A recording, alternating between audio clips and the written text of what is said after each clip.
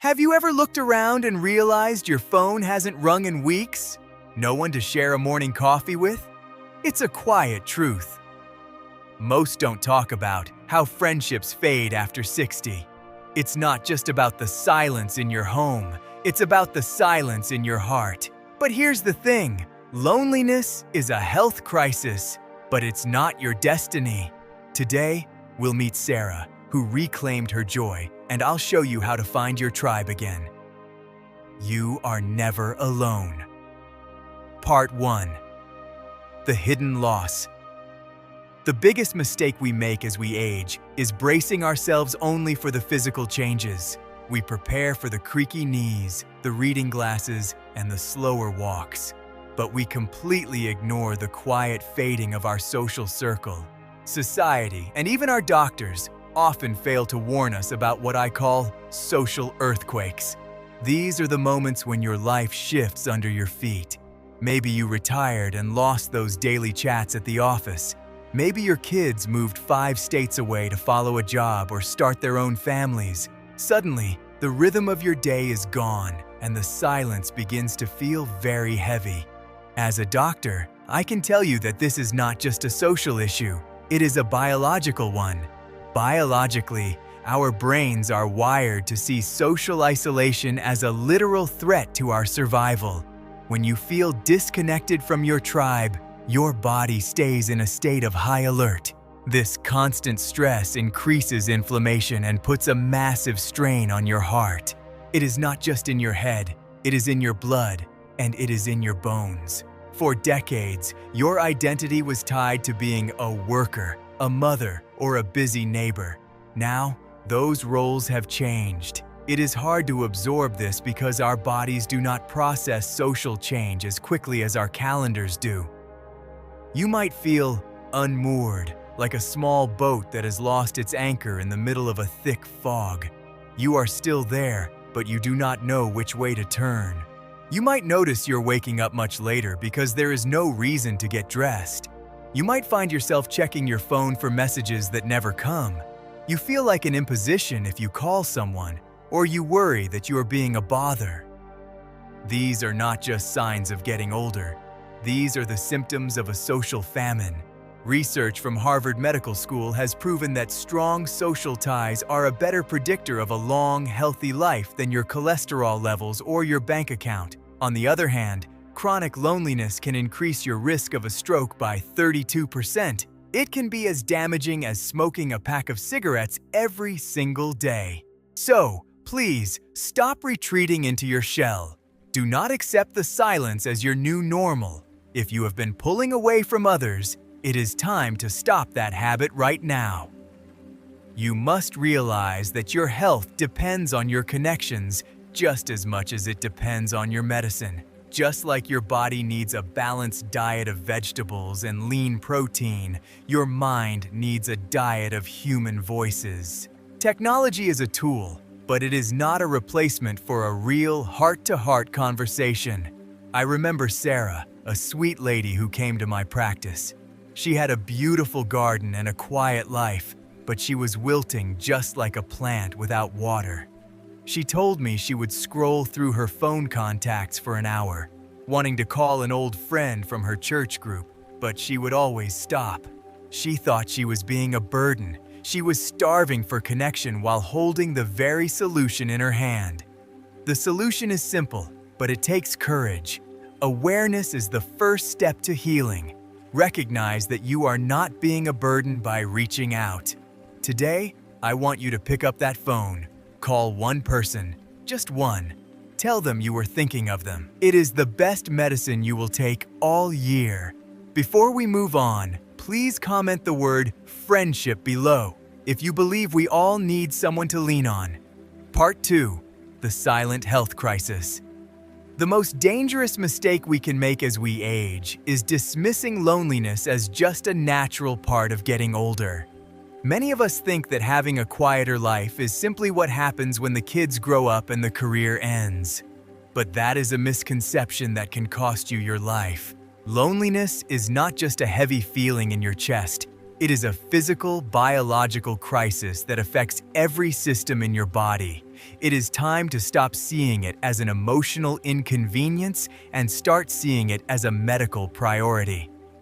As a doctor, I look at the data and the science is clear. When you are socially isolated for a long time, your brain stays in a constant state of fight or flight. This triggers your adrenal glands to pump out cortisol, which is our primary stress hormone. While cortisol is helpful when we are facing a temporary threat, having it flood our system every day is toxic. It causes systemic inflammation, which is like a slow fire burning through your arteries and your organs. Research from the National Institute on Aging shows that this chronic inflammation is a direct gateway to heart disease and a weakened immune system. The core reason why this is so much more dangerous after 60 is that our bodies no longer have the same repair kit we had in our youth. When we were 30, our bodies could bounce back from a stressful week, but as we age, our cells do not regenerate as quickly. We do not absorb nutrients as well, and our immune systems struggle to fight off the damage caused by that constant flow of stress hormones. We were never meant to survive in isolation. We are biologically designed to be part of a group. Without that connection, our internal systems literally begin to power down because they lack the emotional safety they need to function. You might be experiencing symptoms right now that you think are just old age. Do you feel a persistent brain fog where it is hard to focus on a crossword puzzle or remember why you walked into a room? Do your joints feel stiffer and more painful lately? Perhaps you feel a deep, soul-crushing fatigue that a nap just cannot fix. We often blame our aging bones, but these are classic signs of social starvation. Your body is using physical pain to tell you that your social needs are not being met.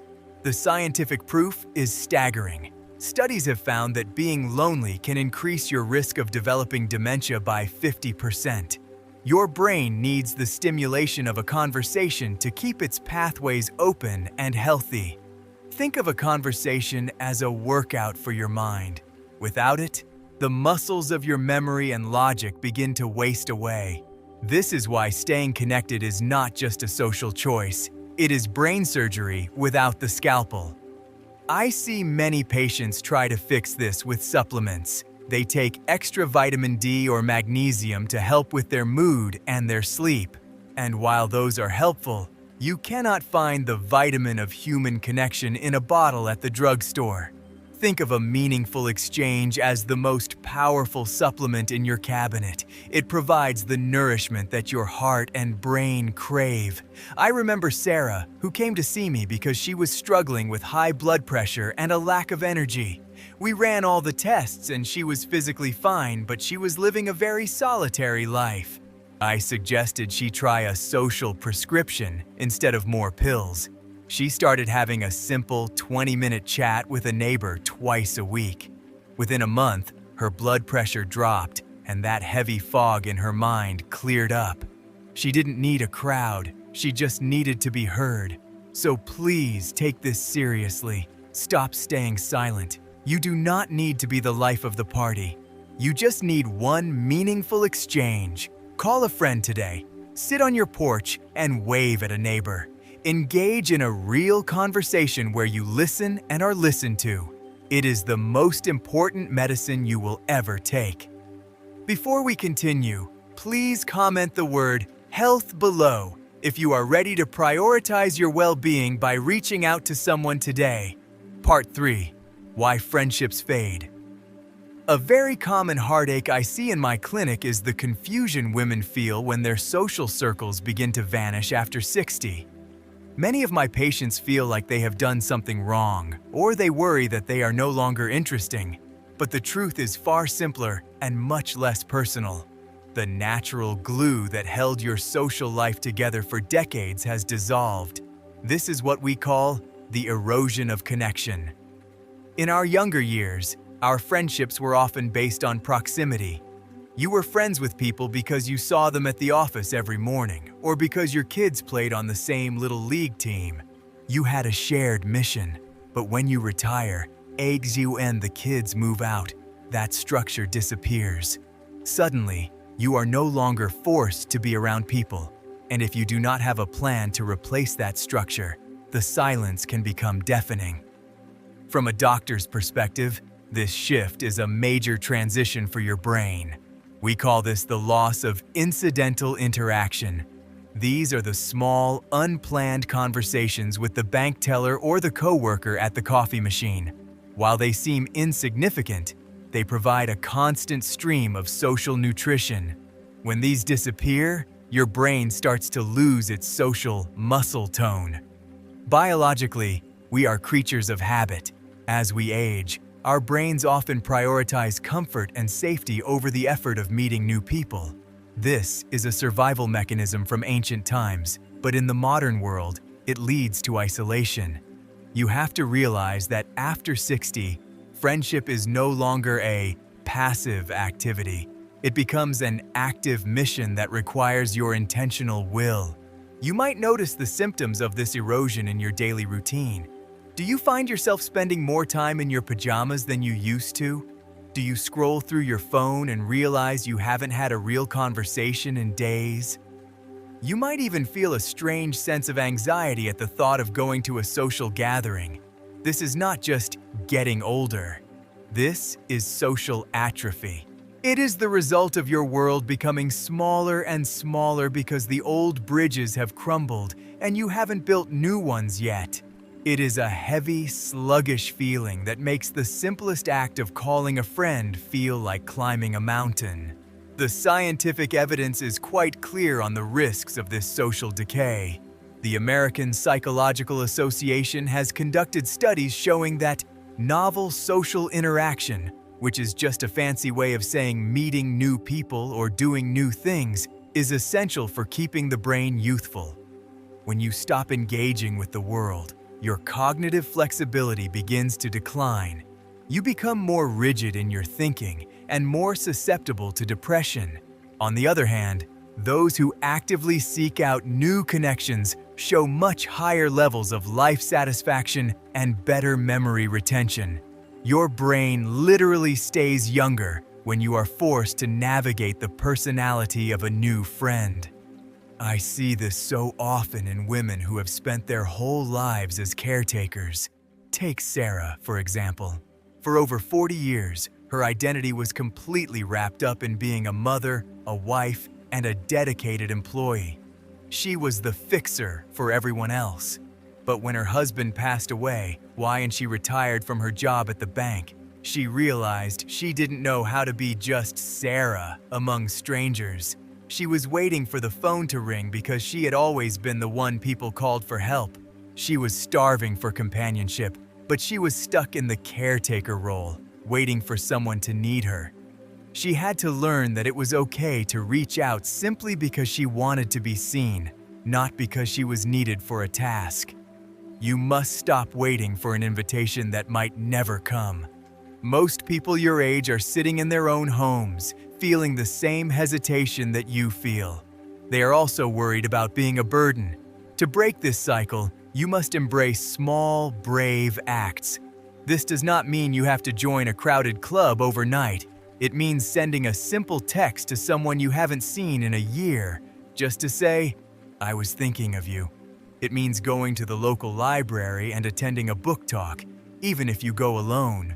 It means joining a local walking group at the park. Shared activities are the best way to rebuild. When you are walking side by side with someone, the conversation flows much more naturally because the pressure is off. Just like you cannot survive on vitamin pills alone, you cannot survive on digital connections. Facebook likes and comments are the fast food of social life. They might give you a quick hit of dopamine, but they do not provide the deep nourishment that your soul needs. You need the whole food of a real human voice or a shared smile in a physical space. This is the only way to truly combat the erosion of your social world. So, I want you to take a brave step today. Do not let another day pass in silence. Reach out. Be the one who initiates. It might feel awkward at first, but your health and your happiness depend on it. Before we move on, I want to hear from you. Please comment the word strength below if you are ready to be brave and make one small connection today. Your courage might just inspire someone else to do the same. Part 4. Starting over. The most damaging myth I hear in my exam room is the idea that you are too old to make new friends. Many of my patients tell me they feel like old dogs who cannot learn new tricks. They believe their social lives are a closed book. But this is a complete falsehood. In fact, your age is not a barrier at all. It is actually your greatest superpower. Starting over after 60 or 70 is not about recapturing your youth. It is about using the wisdom and the honesty you have earned through decades of living to build something much deeper than you ever had in your 30s. From a psychological and biological standpoint, the way we connect changes as we age, and it actually becomes more efficient. When we are young, our brains are driven by competition and the need to fit in. We spend a lot of energy performing and wearing masks to impress others. But as we get older, the part of the brain called the amygdala, which processes stress and social fear, often becomes less reactive to negative social pressure. This creates a biological opening for what I call radical authenticity. You no longer have the time or the interest to play games. You are simply yourself. This honesty acts like a high-grade magnet, attracting other people who are also tired of pretending. This is why late-life friendships often form much faster and go much deeper than the ones we made in our youth. You can see the symptoms of social hiding in your own behavior if you look closely. Do you find yourself overthinking every word before you speak to a stranger? Do you feel a physical tightness in your chest when you think about walking into a new group? Perhaps you have started to feel like a ghost in your own community, as if you are fading into the background. These are signs of a social deficiency. Just like a lack of vitamin C causes scurvy, a lack of being seen causes a stiffness in your spirit. Your mind becomes rigid and you start to believe the world has no place for you. But this is just your brain reacting to a lack of social nourishment. The scientific proof for this is found in the study of neuroplasticity. We used to think the brain stopped growing after a certain age, but we now know that is wrong. When you engage in a new social setting, your brain produces a protein called brain-derived neurotrophic factor. This acts like Miracle-Gro for your neurons. It helps you build new pathways for memory and emotional regulation. Research from the University of Chicago has shown that older adults who actively seek out new social roles have a much lower rate of cognitive decline. Your brain literally thrives on the challenge of getting to know someone new. I saw this clearly with Sarah. After months of staying inside, she finally forced herself to attend a memoir writing workshop at her local library. She was terrified. She almost turned the car around twice. But when she sat down in that small, fluorescent-lit room with 6 other women, something incredible happened. They weren't there to brag about their resumes. They were there to talk about their lives. Sarah shared a story about her grandmother, and another woman across the table started to cry because she had the same memory. In that moment, 40 years of performing vanished. They connected through their shared vulnerability. Sarah didn't need a fancy dinner party. She just needed a safe space to be her true self. Think of these new connections as the organic produce of your social life. In your younger years, you might have filled up on processed friendships based on status or work. But now, you have the chance to nourish your soul with the real thing. You can choose people who truly align with your values. These friendships are a supplement for your heart that no pill can match. So, it is time for a corrective action. Stop telling yourself that the best years are behind you. Stop hiding your true self because you think you are too much or not enough. Instead, I want you to take a constructive action. Start showing up in places where people gather around a shared interest. Go to the local community center. Sign up for a class on bird watching, or painting, or history. Do not go there to find a best friend on day one. Go there simply to be seen. If you allow yourself to be seen, you permit others to do the same. This is how you rebuild. This is how you reclaim your power. You have so much life left to live, and it is meant to be shared. Before we move on, I want you to make a promise to yourself. Please comment the word "belong" below if you are ready to stop hiding and start letting your true light shine for others to see. Part 5. Joy in Solitude. A final mistake many of us make is believing that a busy social calendar is the only way to be happy. We feel a strange kind of guilt or shame if we prefer a quiet afternoon at home over a loud community event. Society often tells us that being alone is a sign of failure. But as your doctor, I want you to understand that there is a massive difference between loneliness and solitude. Loneliness is a painful gap that feels like a hunger. Solitude is a peaceful choice that feels like a full meal. It is time to stop apologizing for wanting peace. Biologically, our brains undergo a shift as we move into our 70s and 80s. The frantic need for external validation often settles down. This is a gift.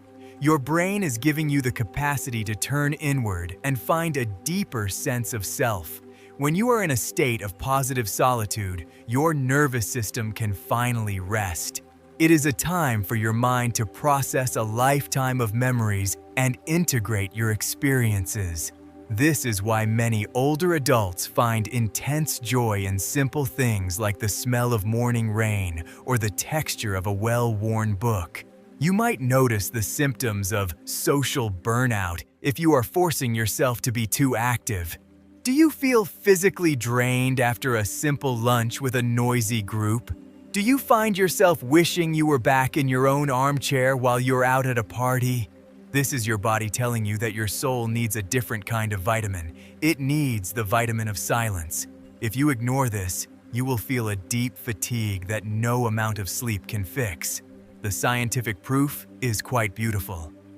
Research from the University of Pennsylvania shows that quiet reflection and hobbies like gardening or painting can lower your heart rate and reduce the risk of anxiety disorders. Engaging with a pet or spending time in nature provides a unique form of connection that does not require the heavy lifting of a conversation. It nourishes your brain pathways in a way that social chatter simply cannot. I think of a patient named Mary who felt she was failing at retirement because she didn't want to join a travel club. She loved her home. She loved her houseplants and her morning routine of making a perfect cup of herbal tea. Once she realized that her quiet life was a valid choice, her stress levels plummeted. She wasn't lonely. She was finally, for the first time in her life, perfectly content in her own company. So, I want you to take a constructive action. Redefine what joy looks like for you right now. Stop comparing your life to a Hallmark card or a busy commercial. If you find peace in the silence, embrace it. Make your home a sanctuary. Spend time with a pet. Let your hobbies be your companions. You have earned the right to choose your own rhythm. Happiness is not something you find in a crowd. It is something you grow inside your own heart. Whether you are surrounded by friends or enjoying the stillness of your own home, you are exactly where you need to be. Before we finish, I would love to hear from you. Please comment the word "peace" below if you are learning to love the quiet moments in your life. Sarah found her path, and so can you. Whether you're reaching out to an old friend or cherishing a quiet afternoon, remember, you are never alone. Your joy is your own to define. If this message touched your heart, please like, subscribe, and share it with someone who needs a lift. Tell me below, what's one small change you'll make this week? I'm here with you, keep shining your light, and I'll see you soon.